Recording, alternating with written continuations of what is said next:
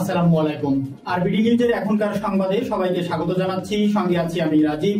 জানিয়ে দিব দেশ বিদেশের নানা গুরুত্বপূর্ণ সংবাদ ও তার বিস্তারিত। শেখ হাসিনাকে আশ্রয় কেন? প্রশ্ন উঠেছে ভারতে। ইসরায়েল ফিলিস্তিন সংকটে দ্বিরাষ্ট্রীয় ভিত্তিক সমাধানে সমর্থন ইতালির। সিরিয়া পুনর্গঠনে স্পষ্ট লক্ষ্য ও পরিকল্পনার কথা জানালেন বিদ্রোহী নেতা জোলানি। সিরিয়ার পুনর্গঠনে ঐক্যবদ্ধ আরব দেশগুলোর আহ্বান। এবং সর্বশেষ থাকছে, ভারতকে অসহযোগী দেশের তালিকাভুক্ত করল মার্কিন যুক্তরাষ্ট্র। ভারত আস্তে আস্তে কোণঠাসা হয়ে পড়ছে। পার্শ্ববর্তী দেশ যেমন বাংলাদেশ, ভুটান বা আরও যে সমস্ত দেশ রয়েছে, নেপাল রয়েছে, পাকিস্তান রয়েছে, চীন রয়েছে, সবগুলোর সঙ্গে ভারতের এখন সম্পর্ক অনেকটাই তলানিতে।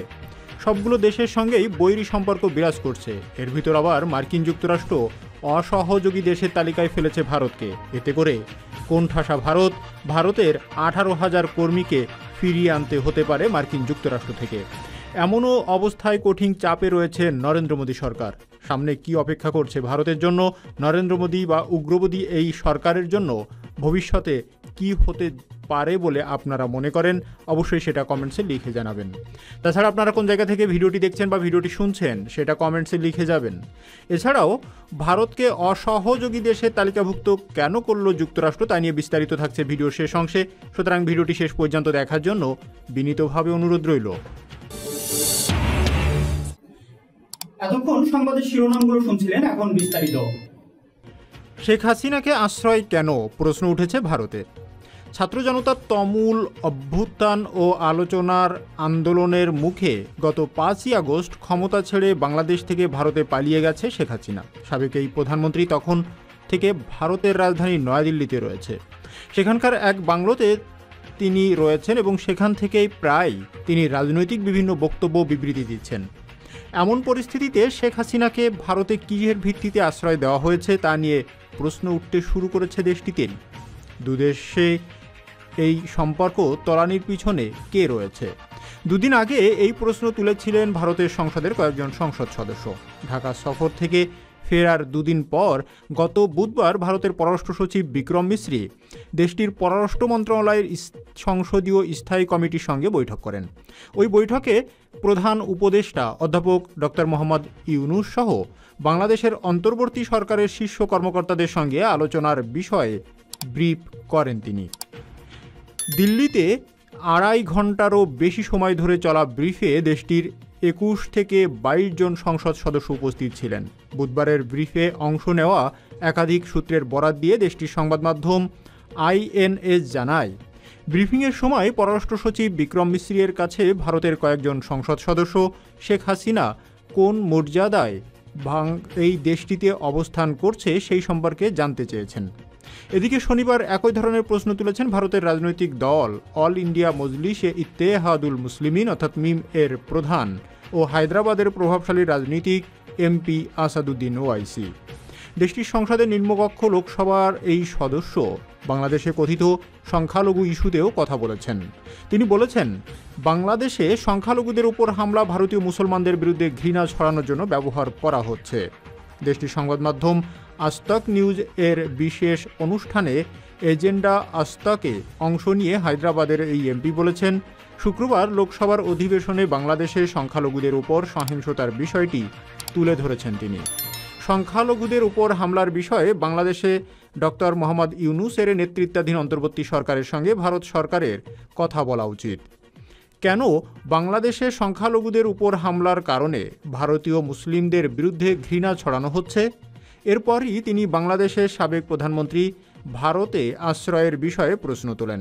বাংলাদেশের ক্ষমতাচ্যুত প্রধানমন্ত্রী শেখ হাসিনা ভারতে কেন আশ্রয় নিয়েছেন এবং বাংলাদেশ সরকারের বিরুদ্ধে বিবৃতি দিচ্ছেন? ভারতের প্রধানমন্ত্রী নরেন্দ্র মোদী এর নেতৃত্বাধীন বিজেপি সরকার কি শেখ হাসিনার এইসব বক্তব্যকে সমর্থন করছে? প্রশ্ন করেন তিনি।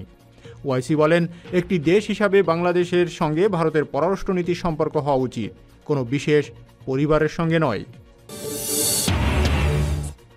ইসরায়েল ফিলিস্তিন সংকটে দ্বিরাষ্ট্রীয় ভিত্তিক সমাধানে সমর্থন ইসরায়েলের।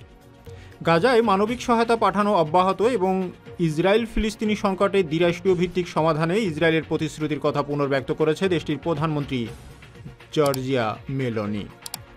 ইতালি এর রাজধানী রোমে শুক্রবার ফিলিস্তিনের প্রেসিডেন্ট মাহমুদ আব্বাস এর সাথে বৈঠকে তিনি এই আশ্বাস দেন।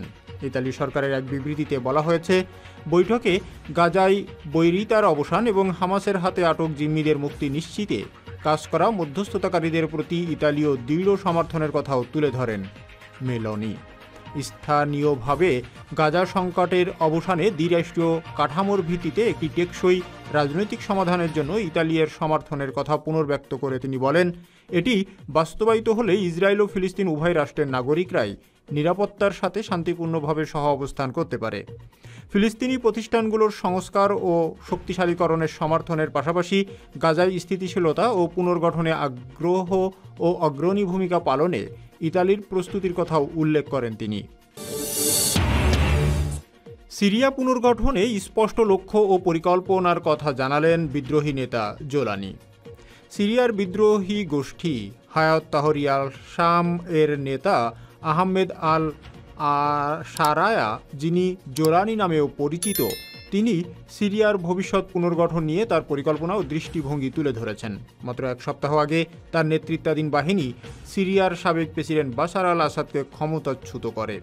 জোলানি বলেন, আমাদের লক্ষ্য স্পষ্ট এবং সিরিয়া পুনর্গঠন ও উন্নয়নের জন্য আমাদের পরিকল্পনাগুলো প্রস্তুত। আমরা এমন পরিকল্পনা তৈরি করেছি যা বিগত সরকারের সময়কালে ধ্বংসাত্মক কার্যক্রম মোকাবেলা করতে সহায়তা করবে। তিনি আরও বলেন, ইদলিব প্রদেশে আমরা যে উন্নয়ন সাধন করেছি, দামেস্ক ও সেই সব ক্ষেত্রে অনেক পিছিয়ে রয়েছে। ইদলিবের প্রশাসনিক অভিজ্ঞতা কাজে লাগিয়ে আমরা সিরিয়ার অন্যান্য প্রদেশেও একই ধরনের উন্নয়ন কার্যক্রম চালাবো। সিরিয়ার এই বিদ্রোহী নেতা জানান, তার গোষ্ঠী পশ্চিমা দেশগুলোর বিভিন্ন দূতাবাসের সঙ্গে যোগাযোগ করেছে। তিনি বলেন, আমরা ব্রিটেনের সঙ্গে আলোচনা করছি যাতে তারা দামেস্কে তাদের কূটনৈতিক কার্যক্রম পুনরায় চালু করে। আমাদের লক্ষ্য পশ্চিমা সমর্থন নিশ্চিত করা এবং সিরিয়ার পুনর্গঠনকে আন্তর্জাতিকভাবে গ্রহণযোগ্য করা। ইরানের বিষয়ে কথা বলতে গিয়ে তিনি বলেন, আমাদের ইরানি সমাজের প্রতি কোনো শত্রুতা নেই। আমরা রাশিয়াকেও আহ্বান জানিয়েছি তারা যেন সিরিয়ার জনগণের সঙ্গে তাদের সম্পর্ক পুনর্বিবেচনা করে। ইসরায়েলের সঙ্গে সংঘাতের বিষয়ে তিনি বলেন, আমরা ইসরায়েলের সঙ্গে কোনো সংঘর্ষে জড়াতে চাই না। আমাদের লক্ষ্য দেশের অভ্যন্তরে স্থিতিশীলতা নিশ্চিত করা এবং সিরিয়াকে পুনর্গঠনের পথে এগিয়ে নিয়ে যাওয়া। জোলানিয়ের এই বক্তব্য সিরিয়ার ভবিষ্যৎ নিয়ে নতুন আশার সঞ্চার করেছে, তবে আন্তর্জাতিক মহল এটি কিভাবে গ্রহণ করবে তা এখন দেখার বিষয়। সিরিয়ার পুনর্গঠনে ঐক্যবদ্ধ আরব দেশগুলোর আহ্বান। জর্ডানের আকবায় আয়োজিত এক সম্মেলনে আরব পররাষ্ট্রমন্ত্রীরা সিরিয়ার পুনর্গঠন ও পুনরুদ্ধারের জন্য ঐক্যবদ্ধ সমর্থন ব্যক্ত করেছে। মন্ত্রীরা বলেছেন, তারা এমন একটি অন্তর্ভুক্তিমূলক সিরিয়া দেখতে চান যেখানে রাজনৈতিক এবং সামাজিক সকল গোষ্ঠীর অধিকার নিশ্চিত হবে। পাশাপাশি তারা শরণার্থীদের দেশে ফিরে আসার জন্য স্থিতিশীল পরিবেশ তৈরির সহযোগিতা করার অঙ্গীকারও করেছেন। আরব নেতারা জানিয়েছেন, সিরিয়া যেন বিভক্ত না হয়ে একটি স্বাধীন, ঐক্যবদ্ধ ও স্থিতিশীল রাষ্ট্র হিসাবে পুনর্গঠিত হয়, সেটাই তাদের মূল লক্ষ্য। তারা এই সংকটময় সময়ে সিরিয়ানদের প্রতি রাজনৈতিক, অর্থনৈতিক ও মানবিক সহায়তা অব্যাহত রাখার প্রতিশ্রুতি দিয়েছেন। বিশেষ করে কাতার ও জর্দান ইতোমধ্যে মানবিক সহায়তা পাঠানোর কার্যক্রম শুরু করেছে এবং আন্তর্জাতিক সম্প্রদায়ের কাছ থেকে আরও সহযোগিতা পাওয়ার চেষ্টা করছে। আরব মন্ত্রী পরিষদের বিশেষ যোগাযোগ গ্রুপ অর্থাৎ জর্দান, সৌদি আরব, ইরাক, লেবানন, মিশর এবং আরব লীগের মহাসচিব অন্তর্ভুক্ত একটি গ্রুপ একটি যৌথ বিবৃতিতে সিরিয়ান নেতৃত্বাধীন শান্তিপূর্ণ রাজনৈতিক পরিস্থিতি পরিবর্তনের প্রতি সমর্থন জানিয়েছে।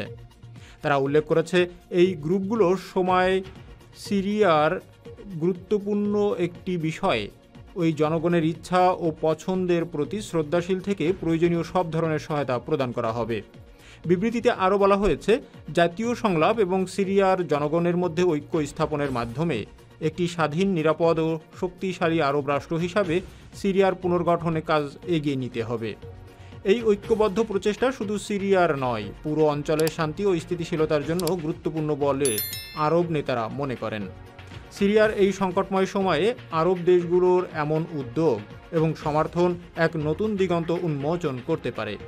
এই সমন্বিত প্রচেষ্টা আন্তর্জাতিক সম্প্রদায়কে আরও সক্রিয়ভাবে এগিয়ে আসার জন্য অনুপ্রাণিত করবে বলে ধারণা করা হচ্ছে। ভারতকে অসহযোগী দেশের তালিকাভুক্ত করল মার্কিন যুক্তরাষ্ট্র।